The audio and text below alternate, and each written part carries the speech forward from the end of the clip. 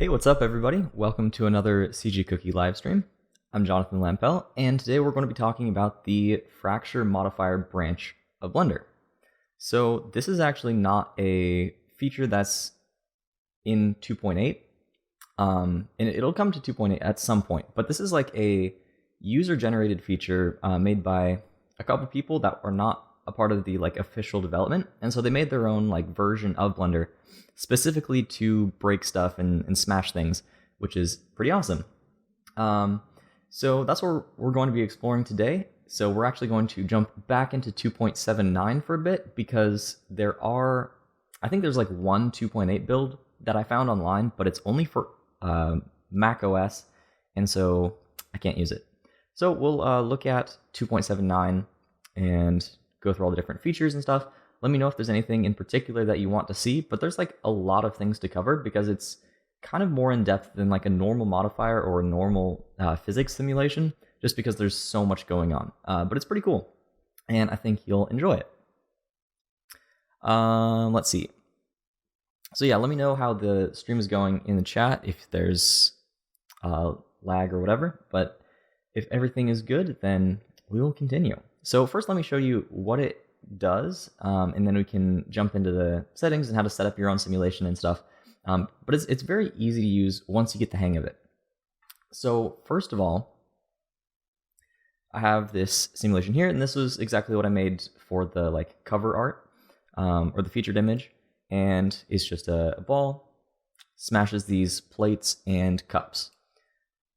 So pretty cool. And what makes this really, really interesting is that this is just a modifier. So if we go to the modifiers stack, we have a few here. Particles and whatnot, but those are just extra effects. Really the important part is the fracture modifier right in here. And this is really neat because we can still edit this object. We need to refracture it and stuff later, but if we needed to, we can tab into edit mode and change the properties of this plate. We can change the materials, all of that good stuff. And it's completely non-destructive, which is really, really important. Whereas, I don't know if anybody has used the old self-fracture add-on. It did a similar thing where you could fracture objects and then run them through rigid body simulations. But it was really cool, but it's also kind of a pain in a variety of ways. Because you'd end up with a ton of separate objects, and you can't really edit those after the fact. And it was really hard to manage because you just have tons and tons of objects in your scene, plus all of the constraints to keep them together, and so you just end up with thousands of objects, which is pretty hard to manage. So this not only keeps it nice and clean, but also you can add modifiers on top of it and really interesting things to go along with it. And it's also way faster, lots more rigid body options. So there's a ton of new features in this build. So before we continue, let's talk about where to get it. So you can go to graphicall.org, which redirects to the new blender.community. Excuse me. And there you can find different experimental builds for different features. So I haven't actually tried any of these other ones, and I'd be curious to see if you have, especially the new sculpt mode features that are going in, and the function nodes that Jacques-Luc is doing, with everything nodes. That should be really cool. But right now we're going down to the fracture modifier, and this one works for Windows. You can sort by which OS you have, and if you're having to use Mac, then you can even get a 2.8 build. But I hear that one is pretty unstable, and as it is, this one already crashes kind of a lot. But oh well, it's cool. So once you go ahead and download it, then you can follow along, and it's pretty easy to set up. So let's go ahead and just start a completely new scene and go from there. So the fracture modifier works in a few different areas. First of all, of course, in the modifiers tab, but you don't really have any settings there. It's just kind of in the stack. So we go over to the physics panel, and you can see the fracture here, as well as some new options for the rigid body once you add that. So let's delete everything except this cube, and we can just fracture it. add a fracture modifier, and then you get this giant list of settings, and there's quite a bit. Let me answer the questions before I continue. Can you use point distribution to steer the fragmentation? Yes, so you can actually use grease pencil strokes, which I'll show you in a bit, and a few other things to kind of like tell it where to fracture. So it's pretty flexible. Omar says, are you using 2.8 exclusively, or are you jumping from 2.79 to 2.8? I'm using 2.8 for pretty much everything, basically except this, just because there's no great 2.8 version of it. But for everything else, I'm sticking to 2.8. And it actually was kind of hard to like jump back to 2.79 in order to like do the homework for this stream and practice for it. Like I had to like get used to selecting things different, and it was definitely a jump. So the more I use 2.79, the more thankful I am for 2.8, and pretty much everything else I'm using in that. So once you go ahead and add your fracture modifier in the physics tab, you get all of these different settings. And let's ignore all of them for now, except just the first one. So if we hit Z to go to wireframe view, then we can see it when it's actually fractured. But it's not fractured by default. You have to execute fracture down here. So let's leave everything the same, execute fracture. And now you can see that there are a bunch of different like cuts inside of this. And right now it doesn't really do anything. You can't see it fall apart. So let's make it a rigid body as well. So it needs to be both, and it'll actually add it by default for you. So now it is a rigid body. And then let's add a floor. And I'm using a cube for a floor so that it has some thickness. And let's see, we can make this a passive rigid body. Play this back, and there we go. So very little work in order to just fracture something, have it break, and fall on the ground. And let me turn on ambient occlusion here, so we can at least see things a little bit better. Yeah, so it's very fast. And one thing about the fracture modifier that's different than self-fracture is just how incredibly quickly it works. Because right now, if we jump down from the presets here, and we go down to the shard count, right now we're cutting this into 10 different chunks. But if we increase this to, say, 500 and execute fracture, it's done. Like, it's already done. It was just that, like, one button press, and of course the rigid body is going to be a little bit slower now. But even so, like, that's pretty quick. Of course, like, a cube is pretty simple, so if you have more complex objects, it'll take a little bit more time. But, you know, we can cut this into, like, 2,000 pieces and click execute fracture, and it's done. So this works very, very quickly. And it's just really fun to play with. So let's bring this back down to 10, just so that we can look at some of the different settings, and that way we can actually run the simulation without it like slowing down the stream and all that stuff. Jen Williams says that fracture looks pretty clean. The self-fracture add-on was very crude, especially with the meshes that had curved surfaces. Yeah, we'll definitely get into like curved surfaces and like smooth objects and like normals and stuff, because there's a lot of things that this build has that can fix things like glass and like curved surfaces that were just a huge pain before. How does this modifier compare in that aspect with precision? Yeah, much, much better. And we'll get into that next. So let's look at a few different ways of fracturing this. There's a couple different fractured modes, where there's prefractured and dynamic, and external. But these are pretty work in progress, and honestly, they seem to break fairly often, and so I don't want to do it here because I'm pretty sure it'll crash Blender at some point. So I'm just going to stick with pre-fractured, and then that'll be good to go. But if you want to try dynamic, where it decides when to fracture based on like what's hitting it, like that's pretty next level stuff. But it is definitely a lot slower, and it crashes more often. So let's stick with pre-fractured, and there's a few different algorithms. So you can either just super quickly like bisect stuff, but that's very simple, and it doesn't fill in the actual gaps. So it literally just takes a bunch of like invisible planes and like slashes little cuts all through this, but it leaves it kind of hollow, so it's not often that helpful. But then there's fast bisect and fill, which I need to jump back to the first frame and do it again. And so you can see that this did the same thing, but actually filled in those hollow spaces. So this works pretty well for some objects, especially ones that have like concave areas or things where the Boolean modifier doesn't like work quite well. This is a little bit better, but it's also a little bit more unreliable in other circumstances where like the triangulate that it's using to do the fill can get kind of weird. And let's see if we can get that weird result here. Maybe if we like scale it in along the Y and like really increase shard count a bit. And it seems like it's doing fine now. But if we add in extra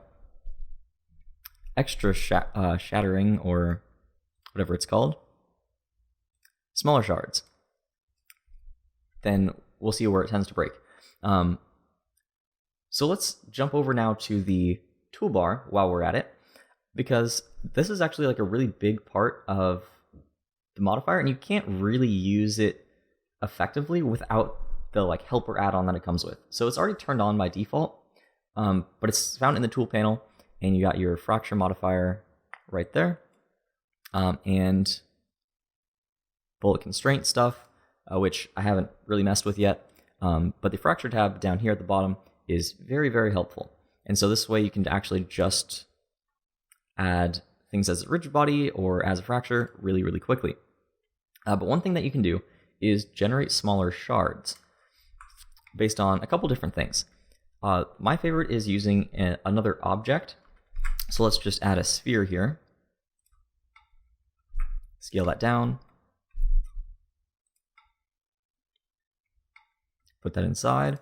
And if we select that first, and then shift select the fractured object and hit generate smaller shards, then you can see what it does. We can see here the fast bisect doesn't always work, and it leaves these kind of like holes, and it's a little bit less reliable. So different objects work better with different algorithms.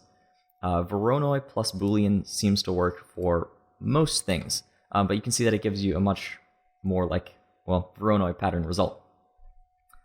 So there's that, and then there's Voronoi plus bisect plus fill, which is like a combination of them, and that works also quite well. That'll work better on objects that are like concave. And then there's fractal Boolean, which is really interesting, and it's kind of like a bisect, but with like a displacement modifier. And so you're going to get some pretty interesting like jagged edges that, yeah, turn out like kind of messy, but pretty cool. I don't know, I haven't really used this one that extensively because it seems a little less, like it looks cool, but it also seems less useful. Pretty much I just stick with Voronoi plus Boolean or Voronoi plus bisect plus fill. That'll get us most of the way.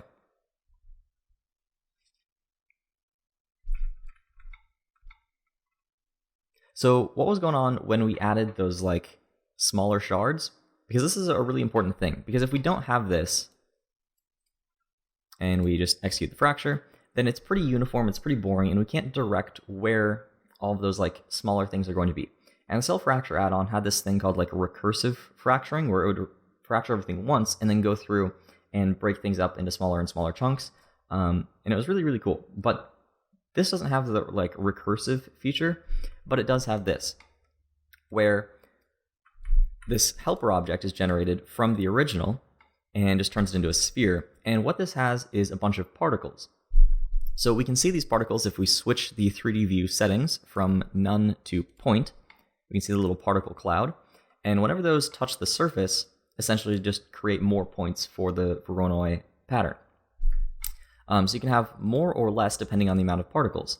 So if we just set this to a shard count of 1, so no shards at first, and then the smaller shards are added on top of that, then we can see that we get a pretty cool like concentrated effect. And the more particles we have, then the more little shards that we're going to get. So if we have 2,000 particles, then we'll get quite a few more fractures.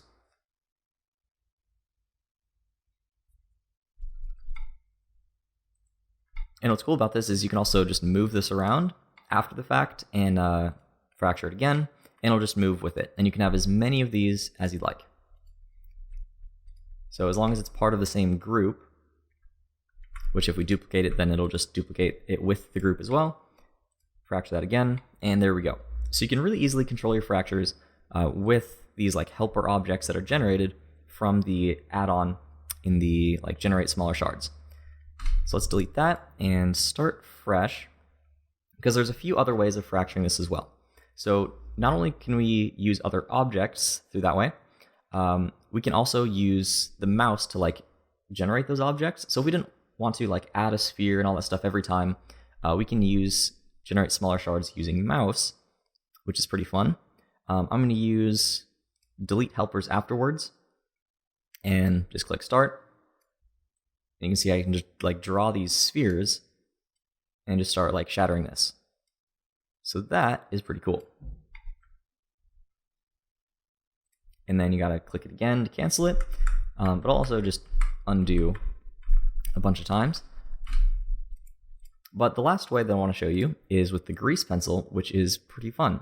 So the way that this is laid out is kind of a little confusing, or at least counterintuitive at best, because you have like settings over here, you have settings over here, and you've got these like advanced fracture settings, and this is where things get really interesting. So by default, this is just set to uniform, and if we set this to 50, then we'll get that like normal, just regular pattern everywhere. But you can also add in all these different options. For example, if we switch to own vertices, then we'll get fractures based on the vertices, of course, or the vertices of other objects, things like that. But we can also set this to grease pencil.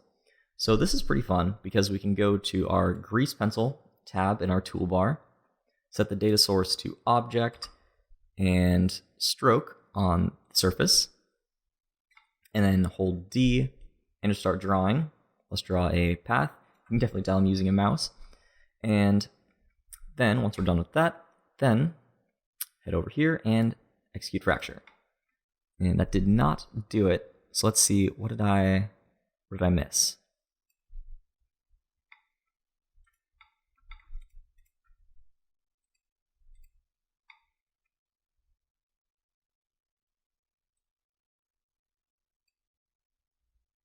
Nuts, I just did this too.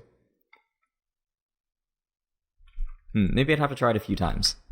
The data source needs to be seen. Nope, couldn't tell you what I'm doing differently, but this does work.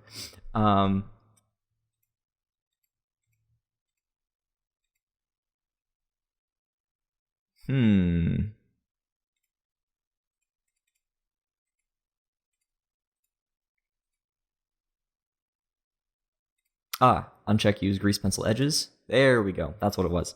So I was trying to like not use the actual points of the grease pencil, but use the edges. And for some reason that was enabled by default.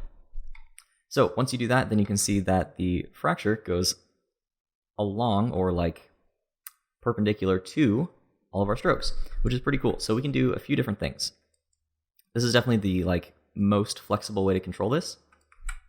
Actually, let's just delete that whole layer. Delete that. Okay. New layer. So you can do points, just little vertices here and there.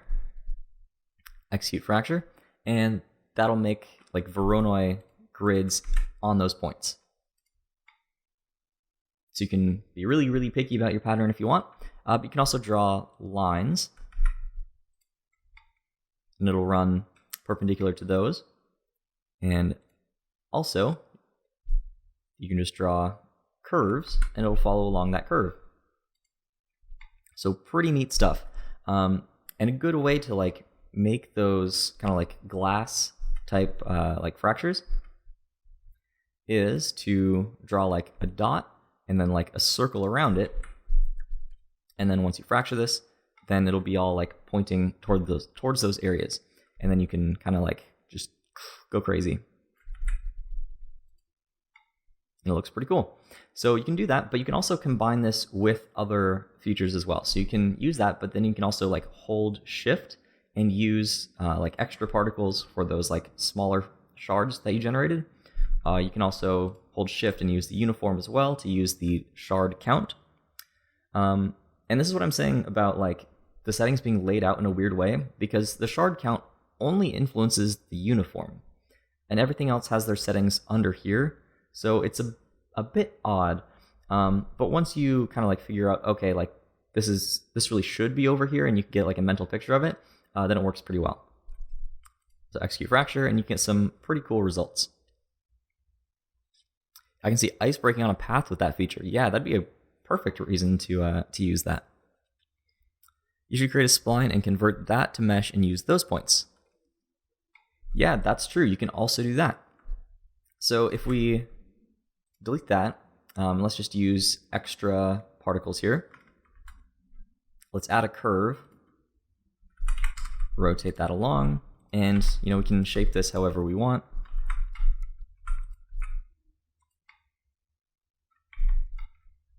Hold shift and select our regular object, go to fracture, and then generate smaller shards. It'll use that curve then to fracture our object. So we can get some really intricate patterns here, like Jan Williams said. And it's super fun to mess with. So there's like so many settings here that you can totally play around with. And we could probably spend the entire stream just fracturing things and not even get to like anything else. But we should probably continue because there's just so many things here to show. But there's tons of options, tons of flexibility. You can do a lot of things here. So let's go ahead and delete that, and let's see, put this on the ground and have something smash into it. So let's scale it along the X, make it more of like a wall. That is pretty basic though. I feel like every demo ever of like fracturing things is just like a blank wall. But it's a good place to start because it's not that complicated, and so it doesn't get too crazy. Because as soon as you start getting into like different meshes, then there's so many things that can like go weird that you have to fix. So let's just start out simple, and then we can get more complex as we go. Omar question: have you reached the limits of the modifier? Have you tried to fracture a building or something and it crashed? I've definitely crashed things. Yeah, I actually crashed something directly before I started this stream. I was trying to fracture the skull that I had posted on Instagram, and Miranda said like, oh, you should use that to fracture it into cubes. And I did that using the grid thing here, and I set the grid resolution to exactly the amount of like voxels, and so theoretically it should have cut it into just the exactly right amount of grid points, and just cut it into cubes. But for some reason, what it did, I honestly don't know what was going on behind the scenes, but it took forever. And then as soon as I hit play, like 18 like duplicate objects just like burst out, and it was like super weird. And that totally crashed everything. So I'm not sure what was going on there, but yes, I've definitely crashed it many times.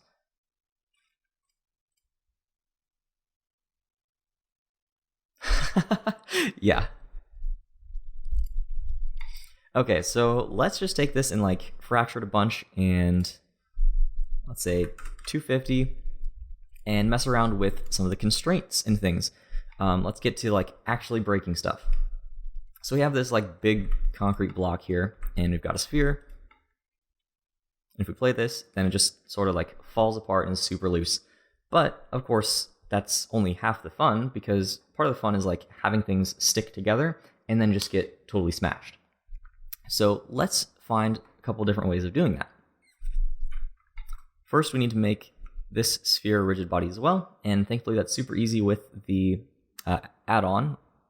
Let's just add rigid body, and there we go. Okay, so at least like it participates in the simulation. Now, the first way that you can get things to stick together is by using triggers. So it's only going to be activated once it hits a trigger object. So if we make this sphere a trigger, we can just check it over there, or check it in the rigid body settings. It's not part of the fracture settings, it's part of the rigid body settings. And then we make this triggered as well as animated. So it'll stay animated or not using rigid body simulation until it gets touched by the sphere. So it's just going to stay put until it gets hit, and there we go. So it just knocks a little chunk out of it. And what's cool about this is it respects the like physical properties of the simulation pretty well. Meaning that if we take this sphere and we increase the mass to something, let's go like 500, something ridiculous, then it'll totally smash like way more than before. But you can also see that it like kind of like freaks out some of the particles or the chunks that get like trapped. They just start like twitching around because the ones next to them are just like passive at the moment, and they're just like colliding and they don't know what to do because they're totally getting smushed. So you can see that there's like kind of a lot of like jittering going on and stuff. But this is really, really fast. That's the main thing, because we're not using any constraints. We're not doing anything fancy. We're just turning it on or turning it off. And since most of them are turned off, this is actually faster than not using it. So this is really cool.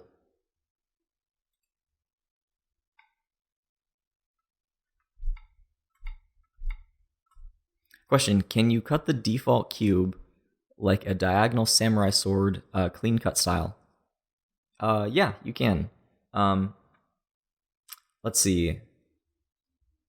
I think, if you use extra objects and use like a plane or something, you can make that like clean cut. Because you don't have to use the Voronoi pattern at all. That's just optional with the uniform. Yeah. Okay, so we have this here where the sphere is like activating the chunks. But what's going on is those chunks are then being like trapped inside the other parts of the object, and it's not really like spreading throughout the object. So one really cool option that we have down here in the settings, we got fracture constraint settings, and let's do activate broken, and also I believe propagate trigger should do this.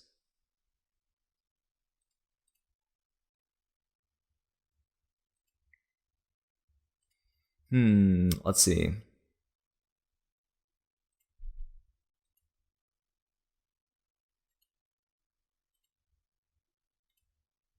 Okay, maybe this only works with constraints as well. Okay, so now that we've looked at like the most basic way of just like activating something, turning it on or turning it off.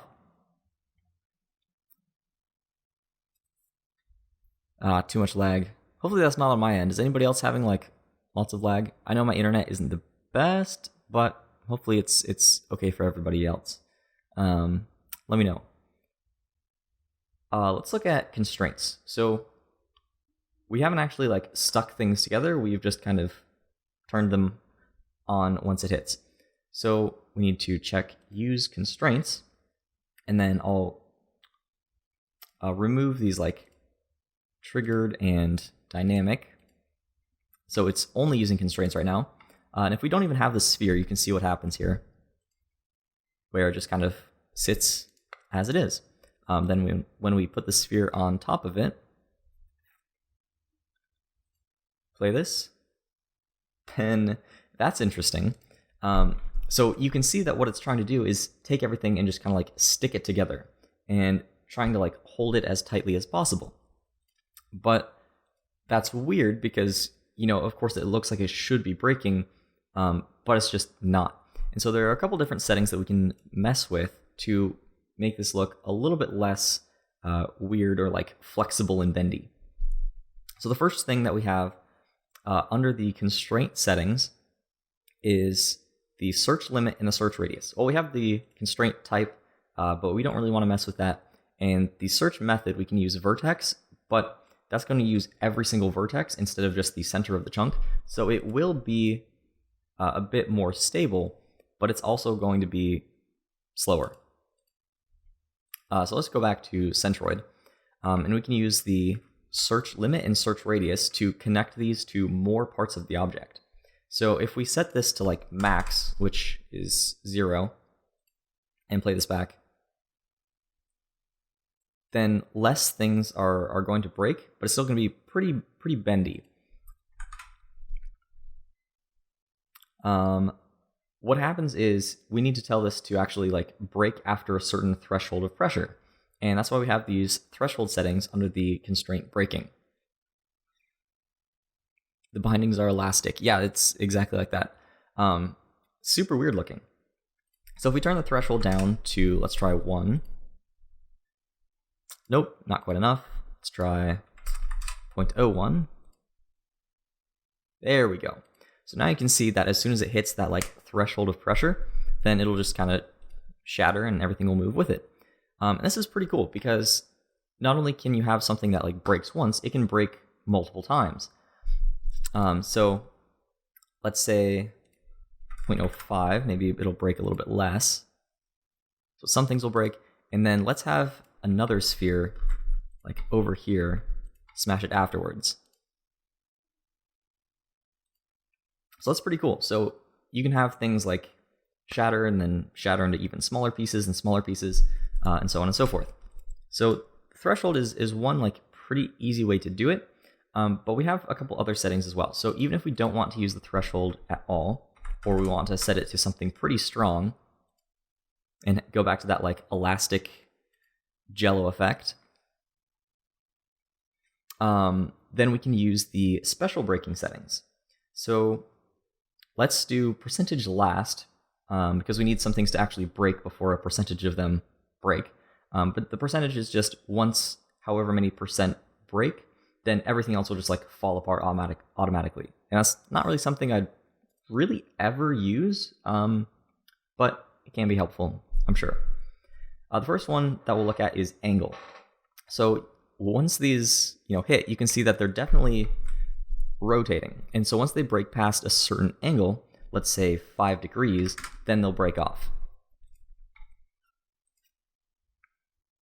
There we go. And that gives a pretty good result. So it'll bend a little bit, but not too much. And then we can do the same thing for distance. So once it gets past, a certain distance, let's set the angle to 0. Once it's moved a certain amount, then it'll kind of like pop out. Let's try 0.01. There we go. So all these results are fairly similar, but they just give you like a ton of control over exactly how and when something starts to break.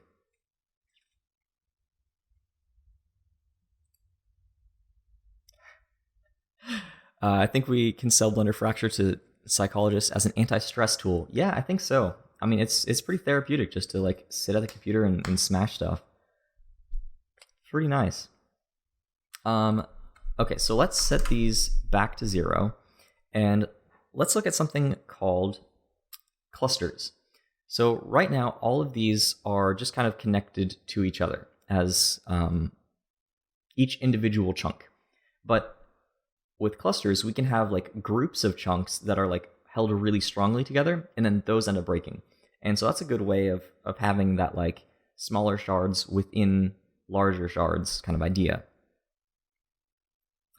So if we increase the cluster count, and I'll just set not the percentage, let's set the angle to 5.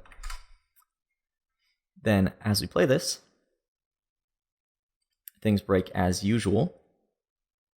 Let's see. Oh, let's use the cluster angle instead to see the difference.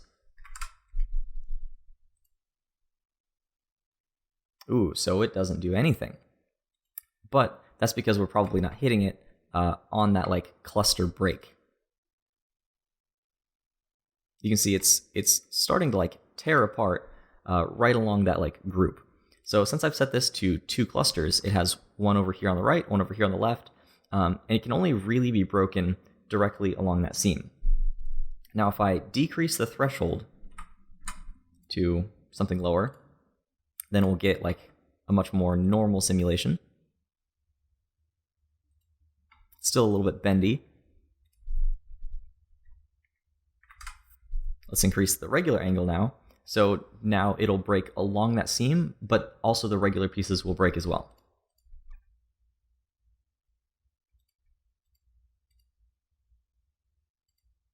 And so there we go. What's weird about this, though, is that normally when you only have, say, no clusters, then the threshold is how strongly like these pieces kind of like stick together.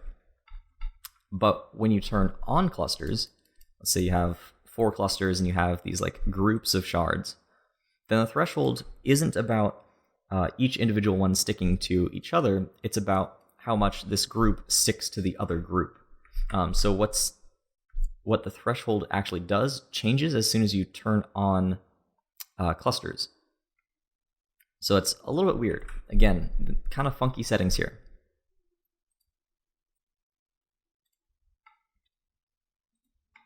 But let's reduce the mass of this a little bit. Let's go to 10 just to see if we can see this a bit better.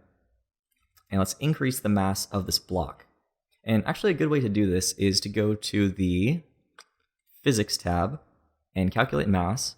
So for this one, let's use something pretty heavy. Let's use lead, just a giant lead ball. I'll scale it down a little bit. Calculate mass and lead. Then for this, let's use like concrete or something. There we go. And so now you can see that the values of this go way, way, way, way up.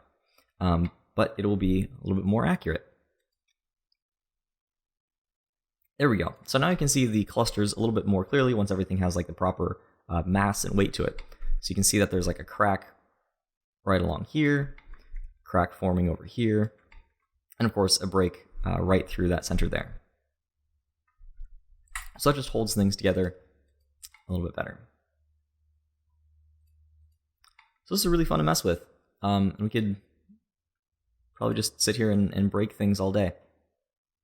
But what is next? I have a list of things to run through.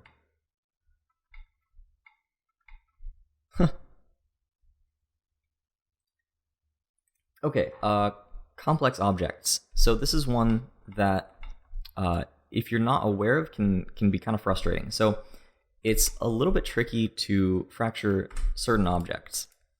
So for example, let's keep that sphere there, but let's go to a new layer, and I'm going to add Suzanne as our example here. And if we just go to a regular fracture object, fracture and add fracture, then you can see that we get like errors or get like mesh like protruding out, and it just doesn't look that good. And we can try these different settings. For example, fast bisect and fill actually works pretty darn well. But let's try playing this back.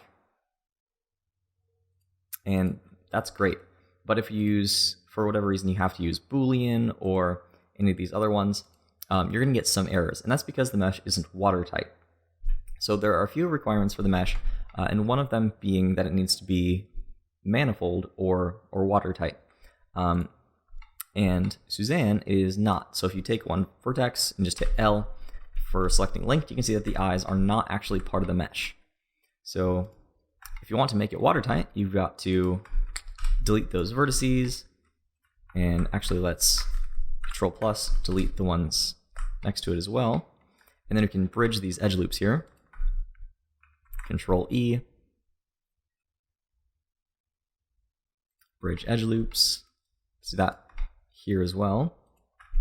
Control-E, bridge edge loops.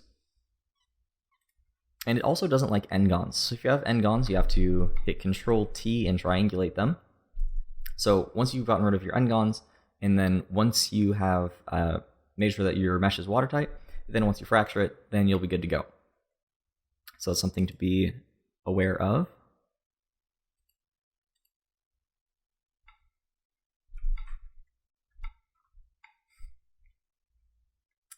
Let's see, we talked about animated and triggering. Oh, we can talk about splintering.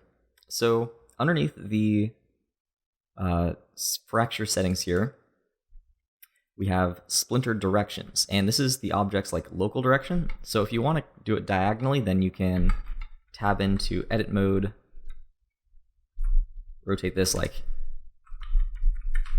25 degrees, and then in object mode, if we hide that fracture modifier for a second, and we rotate this 25 degrees in the opposite direction, then the local orientation is going to be kind of like tilted off.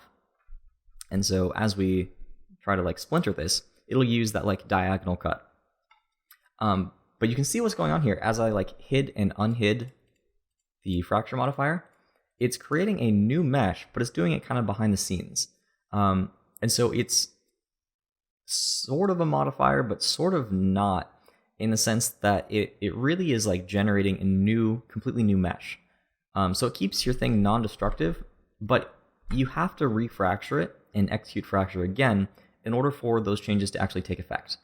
So once I click execute fracture, then you can see what's going on. So let's fracture this like 250 times and use splinter along the X. And then if we execute it, then nothing's really going to change because we have to change the splinter length. So right now it's just 1, which is default.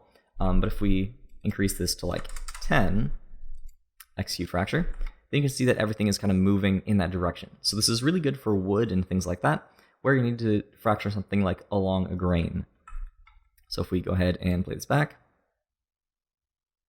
then it fractures like wood, which is pretty awesome. So we can use that, and if we want to check use constraints, maybe set the angle to 5, play that back. Then we get a pretty good simulation. So some of it like chips off there at the bottom, and they get smashed by the sphere, and everything is cool.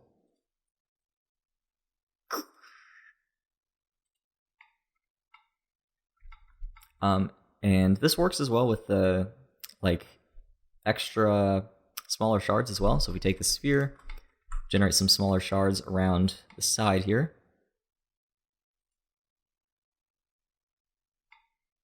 it'll make that helper object. It'll generate those extra little shards.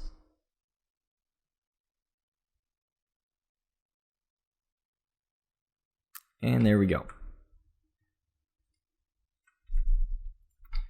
Another handy like toggle that the add-on has is the view. So we can toggle wireframe and actually like see the fracture, or we can just turn it on and off. And also relationship lines is helpful sometimes, but I don't like seeing them all the time. So that is Splinter, and that's your like diagonal cut kind of thing. But that's more for, again, like Voronoi and wood type of stuff. You'd want to use like a separate object, like a plane, to actually like make like a really clean type of cut. Let's see, what else is on the list? Physical rough edges is pretty interesting. We can look at that. So let's say the inside of this is like pretty smooth. If we only have like 10 shards and splinter length of 1, fracture this, it's pretty boring. You know, the inside of it looks really, really clean. Let's move that up a bit.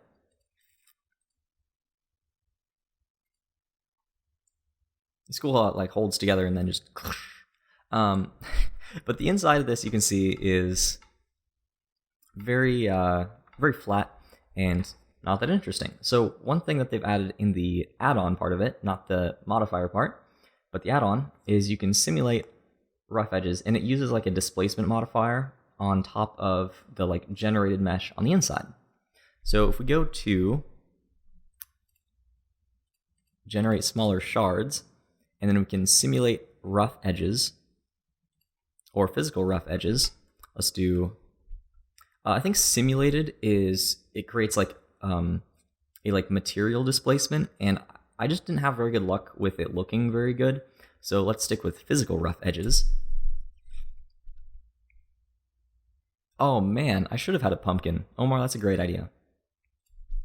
Okay, let's select that, physical rough edges, and it'll make this kind of like mess of empties and stuff. You can see as we play this,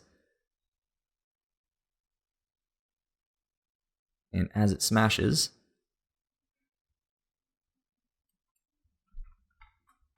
then we're going to get like a ton of tiny little pieces that stick to those cracks. Okay, so I had it backwards. The physical rough edges basically makes a bunch of smaller chunks along the original breaks. And so that way they can like stick together better. And once you have like a ton of pieces, then I guess here's where you can really see clustering come into effect.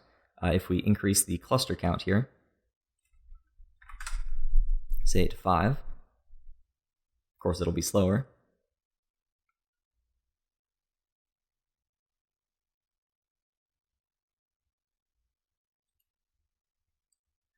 But you can see those clusters start to like break apart, like individually, and then as soon as too much pressure is applied, then everything starts to shatter. So that's physical rough edges, where you have like one cell, and then like on the outside of that cell, it makes a bunch of other cells of that fracture, just kind of around the perimeter. But it also, yeah, it kind of makes a mess. Let's delete all of that. Man, I'm so used to hitting Alt-A to deselect everything now, thanks to 2.8. Okay, delete. Wait, not the monkey. Okay, just delete the helpers. And then we can refracture, get back to our original just 10 shards. And let's do simulated rough edges. So this is going to add a few more modifiers. So you can see that this is where the displacement modifier comes into play, and edge split. You can see that it adds some geometry and looks a little weird. You can see the shading is a bit odd, but as we play this back, then we'll get that like displacement modifier inside those areas. So you turn the strength up or down, and you get those like kind of like jagged edges on the inside, which is pretty cool. And of course, you can use the texture here. If we just click that button to jump to it, and we can change the size, and so on and so forth. So that's pretty neat, and kind of fun to mess with. Undo all that. Okay, so we talked about rough edges, and we talked about constraints a little bit. Let's see if there's anything else about constraints that's interesting. I know that compounds are like another alternative to constraints. So we talked about triggers and like animated and triggers and constraints as well, but we can also use compounds, which are less predictable and work a little differently. You can see that's like really, really solid right now. And you have the compound breaking settings. So if we turn the threshold down lower. Oh, it's because I'm using clusters, I think, still. Turn those. Oh, and we got a crash. All right, our first crash of the stream.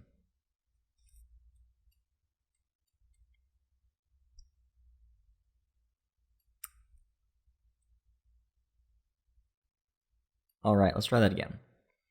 Let's just pull up a different blend that I already used. Okay, so here we got like just a normal wall. Nothing too special here. But let's use compounds instead of constraints.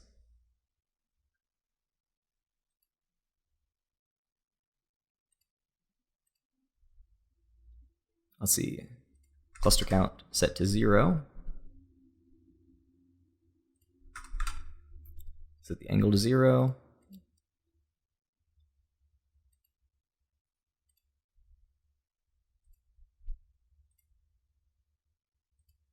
maybe I could be getting this wrong, where the compounds are used with the constraints. The minimum impulse is also very small. Let's try bumping that up.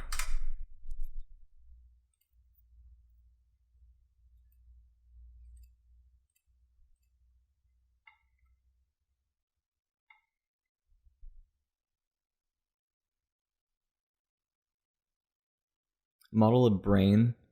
Oh man, that would yeah, that'd be pretty rough. I don't think I'm going to do that.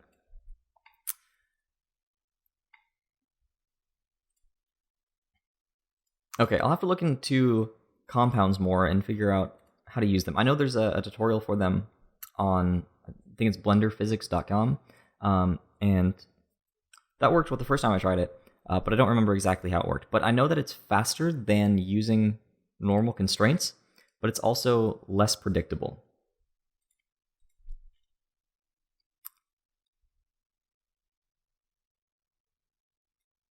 Let's see if I turn the threshold up.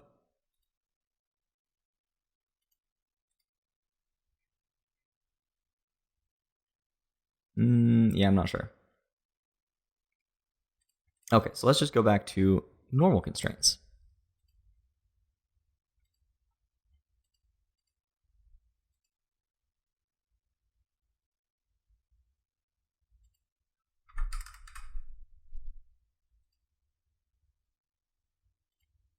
There we go. I think what is going on with this particular file, as I chose to open it randomly, is the mass is really, really high because I used the calculate mass. And so all of these values are like way too low for the things that I was trying to do. So it was just breaking automatically because all the pieces are so heavy. So if we increase the threshold, then we'll get less of an effect. And when you turn on compounds, it uses the threshold differently, or like it doesn't break at the same threshold as it would have before with constraints. So that might take a bit of messing with. Question: how do you apply a texture to the inside surfaces of a fractured object? Great question. Let's look at that right now.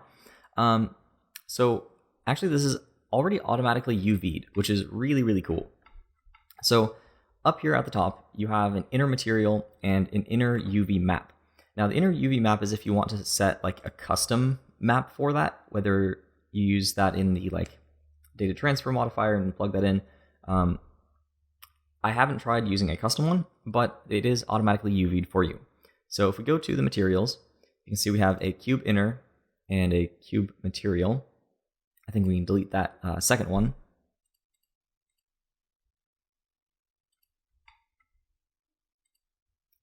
That's funny, it like jumped when I deleted that. We have a material and an inner, and I'm gonna switch over to cycles because I haven't used Blender Internal in so long that it would take me a while to like mess with the texture system. So let's change the actual material settings, viewport color. Let's make this nice blue. And then the inner material, let's make that yellow. So two separate materials, but the UVs are automatically applied once you fracture it, which is even more impressive when you consider how fast that it fractures. So that looks pretty cool. Let's apply a material to the diffuse image texture. Open that up and see if I go to pictures, textures. Let's use, let's see. Let's use a rock texture. Plug that in.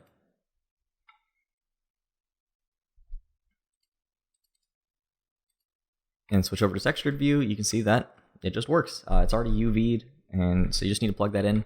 And what's cool about this is then you can use that like material displacement and all of that type of stuff, and it just works great.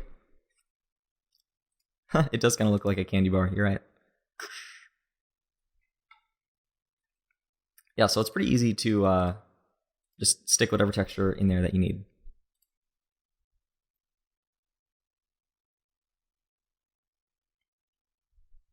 Another thing when it comes to materials, actually, that's really helpful is let's look at glass, because that's one of the most tricky things to fracture and have it like render well.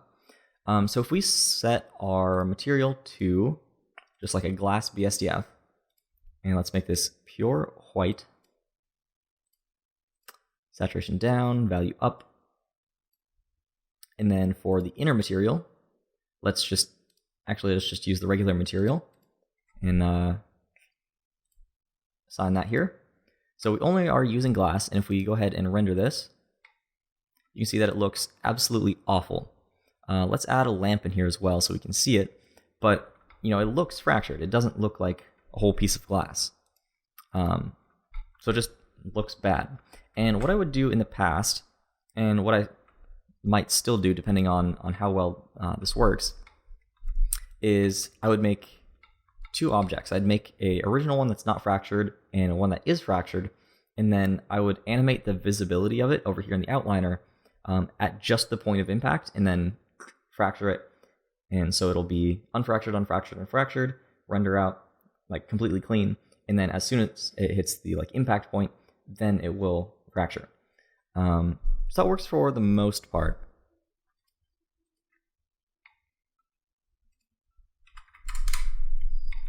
Okay, so you can clearly see that this looks pretty bad. But what we can do that's interesting is we can hide those faces that are overlapping. So it's an option in the fracture modifier. If we go down to fracture utilities, and let me save this just in case it crashes. And we can use auto hide distance and auto merge distance. So auto merge is when vertices are really close together. When will they merge? Because right now, as it's fractured, you know, of course, there's lots of doubles or duplicate vertices kind of sitting directly on top of each other. And if that's a problem with, you know, whatever modifier you're using or whatever, you can use the auto merge distance, say 0.01, and it'll kind of reduce those vertices. Let's see if it changes the vertex count up here at the top. Nope, it doesn't change the displayed vertex count up there. But what it's doing is taking those and just kind of like welding them together until it's fractured. Then we have the auto hide distance, which is the one that we'll use for glass. 0.01, maybe 0.1.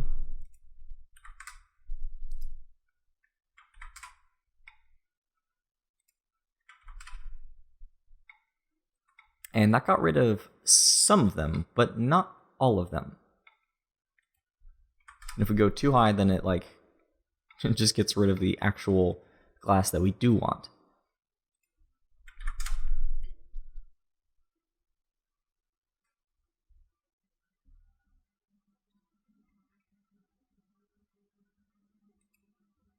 So if we execute the fracture again, then that's when it actually like applies some of those changes. So then we can play with this a little bit more.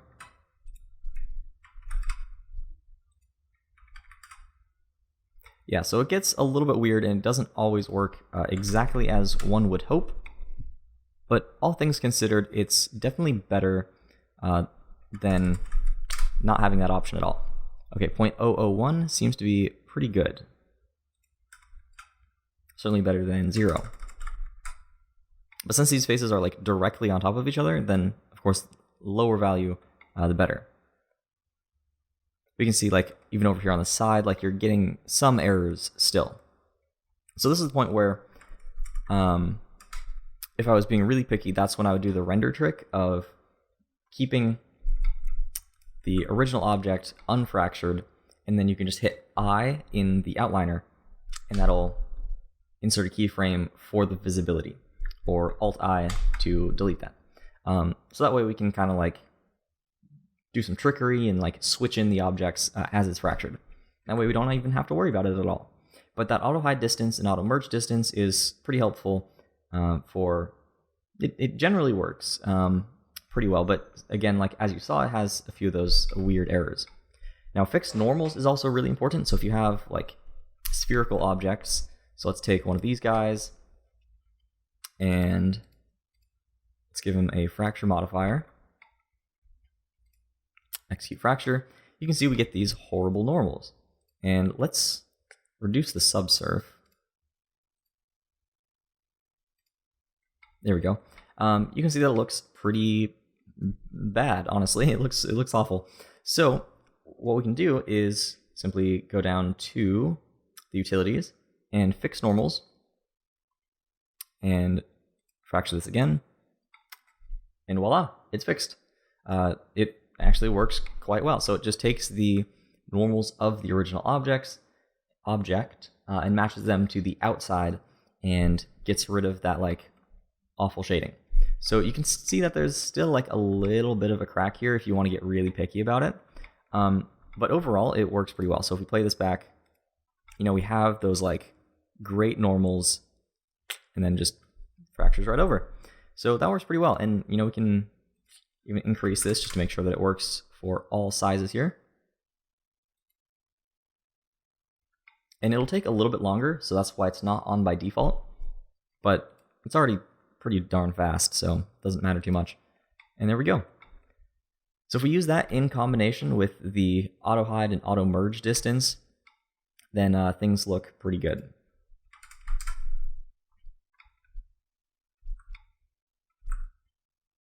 So if we do an auto merge, let's try that and see if that helps even more, because we're still getting some of these cracks here.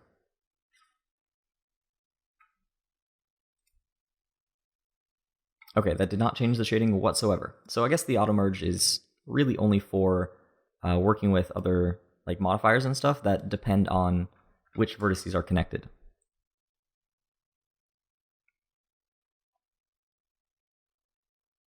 Yeah, right? The normals, that normal option makes all the difference in the world. It takes something that's not usable whatsoever to something that looks great.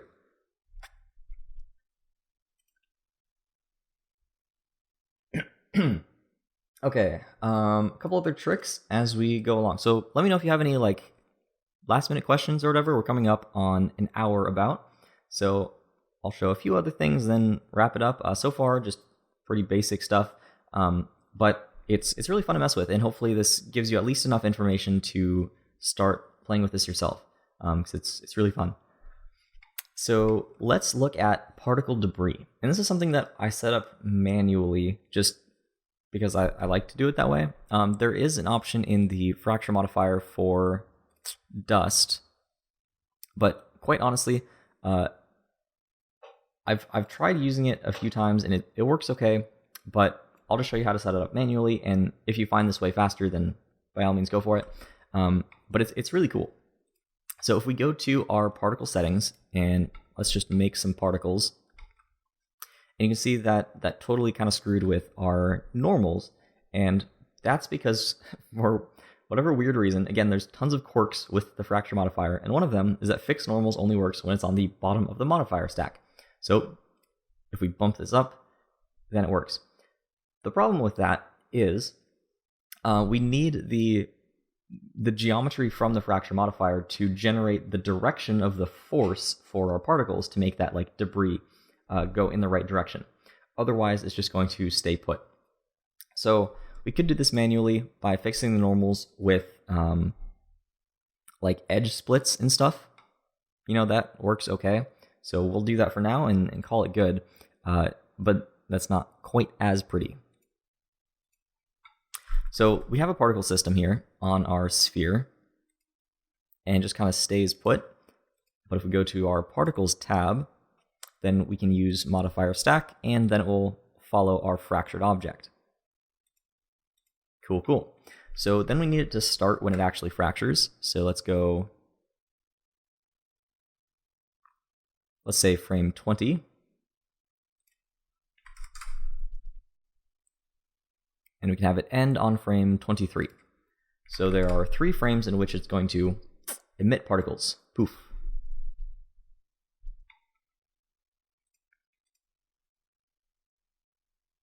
There we go. And of course we want a lifetime that's a lot longer than that. Let's go 250, just so that they last the entire simulation. And let's only use like 250. We don't need that many.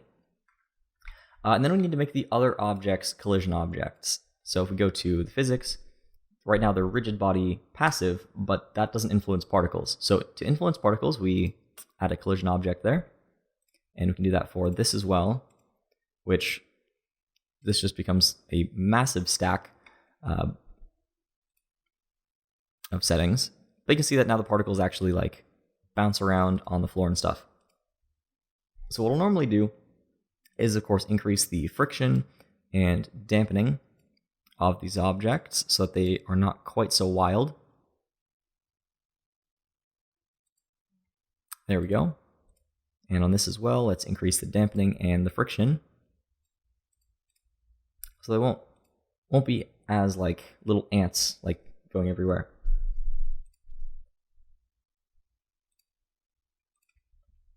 Okay, so now they're being emitted, and they're kind of like being smashed and like thrown everywhere. But they're not really going in the right direction. They just kind of like passively fall down, and it's not that interesting. So what we can do,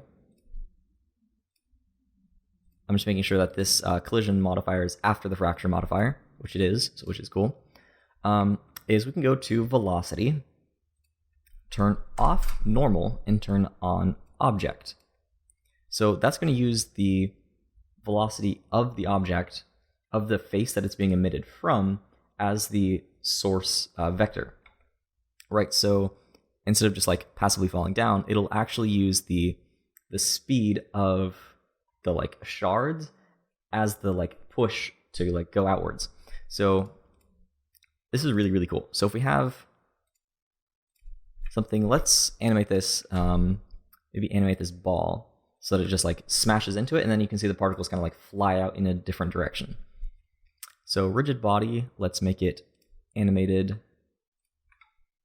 Set a keyframe on frame 1 for location, and then say on frame 15, we want it all the way over here. So it just like smashes straight into the ball.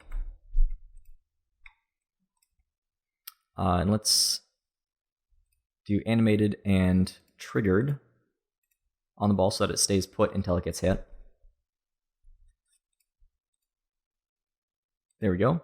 And then we just need to time the particles with that collision hit. So that hits frame 9 is the first one that it'll actually be moving on. If we start the particles before it's moving, then it won't have that like velocity information. So let's start the particle simulation on frame 9, and we can end it on frame 10. So only one frame.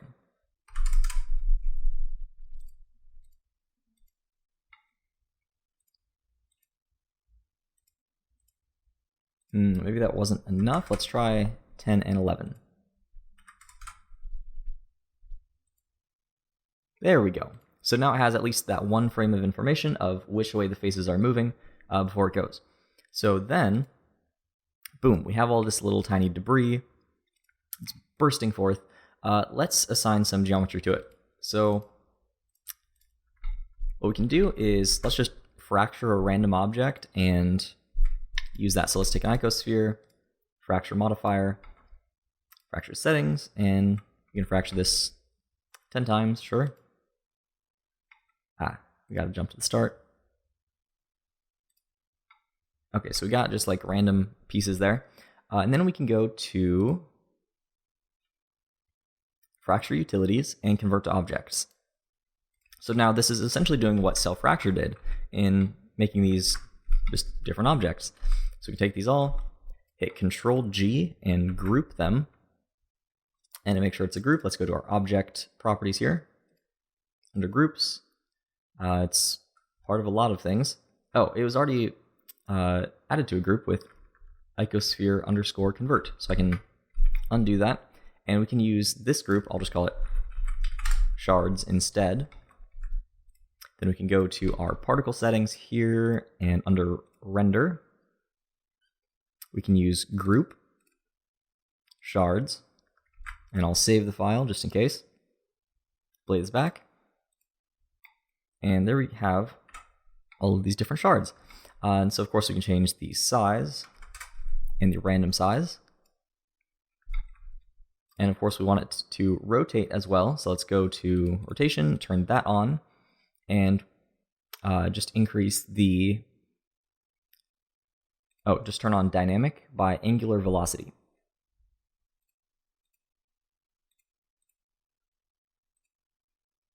So not only do the shards like react to the ball hitting it, but they also will rotate pretty realistically along with that. So it's a really easy way, because a lot of the times fracture simulations just look too clean. And so this is a really good way of adding just that like extra little like messiness to everything. Oh, this is still a rigid body. So if we select all these, and to get this to be not a rigid body, we could of course just delete the fracture modifier and rigid body from it. While holding Alt should do that for all objects. I don't know if it still, does it do that in 2.79? I don't remember. But either way, we can also just remove these from the rigid body group. So if we hit space, remove from group. It's only showing shards. So maybe it's not a rigid body anymore. Oh, if we remove it from the rigid body world, then it will not be dynamic. So remove from group. This is so odd. Okay, there we go. Maybe it only does that for the active object. I don't know. I'm not going to worry about it. It's also on the last layer there, so we can just move everything we don't want to see over to that last layer. It's still being simulated and probably slowing things down, so if that's a concern, then actually go through the work and remove it. But I didn't see a fast way to do that right away. Hey! Welcome.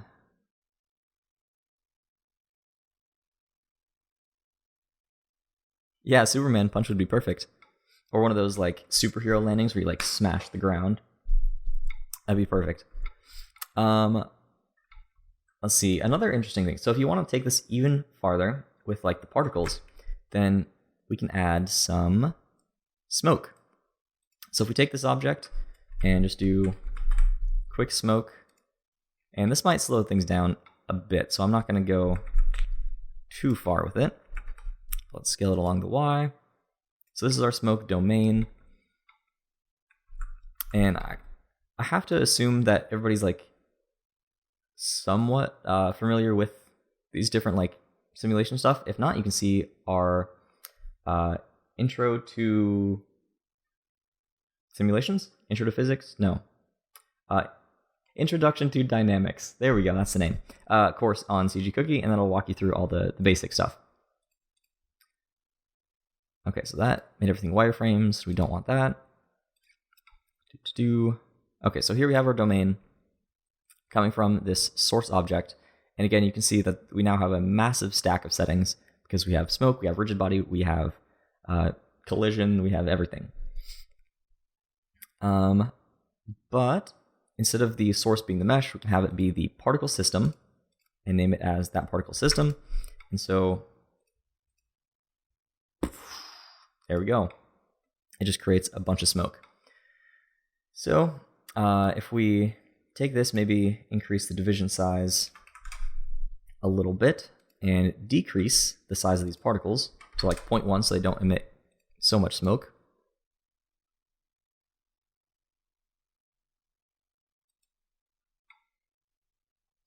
Then you can see we get like this cool like dust trail as it like spreads out.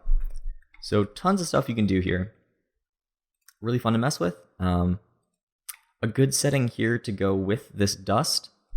I know I'm kind of going on like a bunch of random tangents here, but if you check dissolve over here in the smoke domain settings, then it won't just like linger around. And you'll probably want to add some wind and stuff too. But all of these things combined work really, really well together. So it's a pretty fun system. I'm going to delete the smoke just because that's a bit much. while I'm streaming.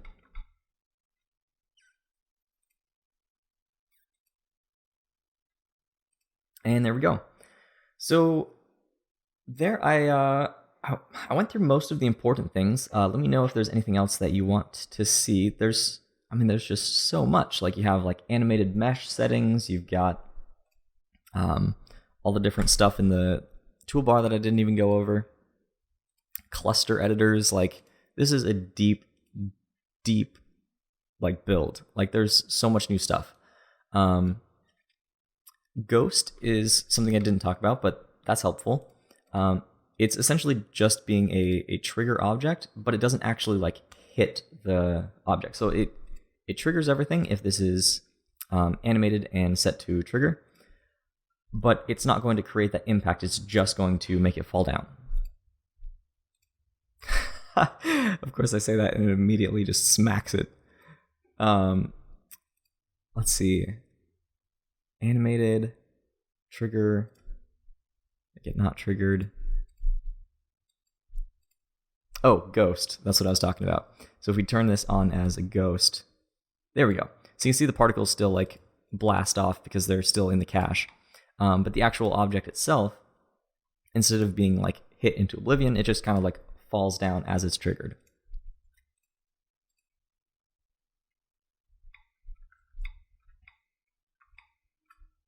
Yeah, so hopefully that was a lot of fun stuff. It was kind of a scattering of things as I'm just like exploring this build myself. I just wanted to share it with everybody.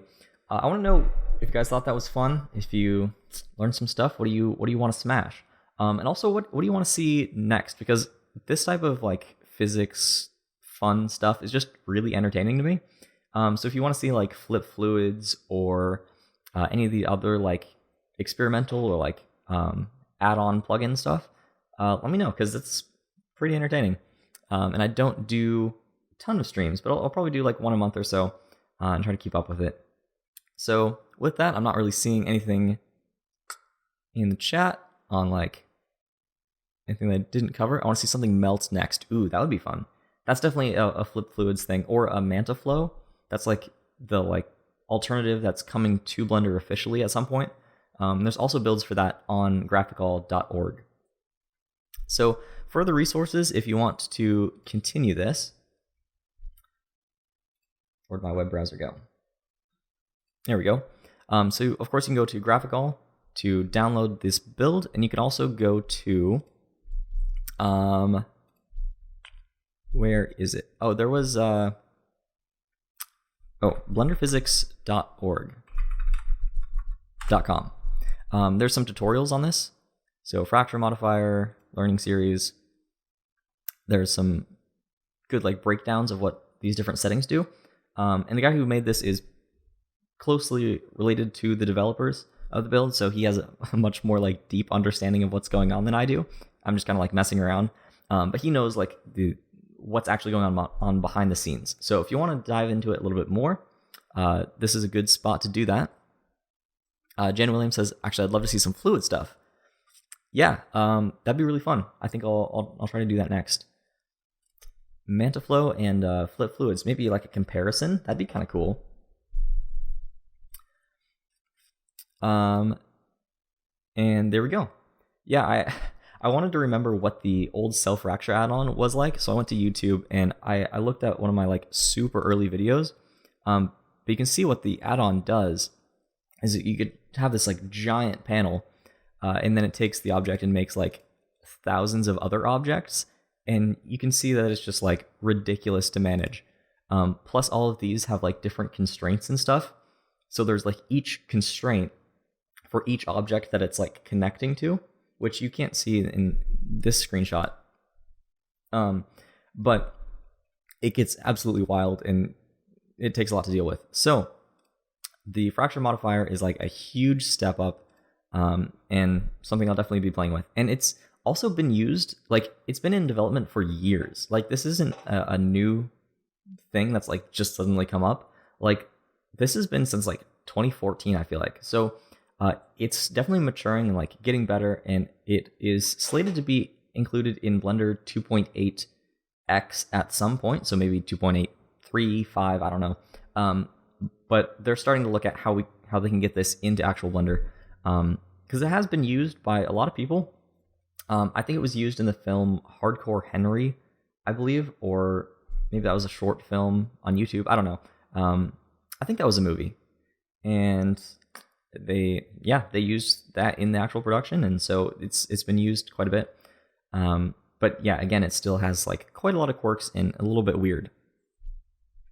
Question: is the fraction modifier a plugin or is it a feature? Neither. So we talked about this at the beginning. You have to go to a special website, graphicall.org, search for your OS, and download an actual build of it. So it's a completely separate version of Blender that they've forked and like made their own. So it'll come eventually, but not yet. That's why I'm still using the like 2.79. I have to like go back to that in order to use the feature.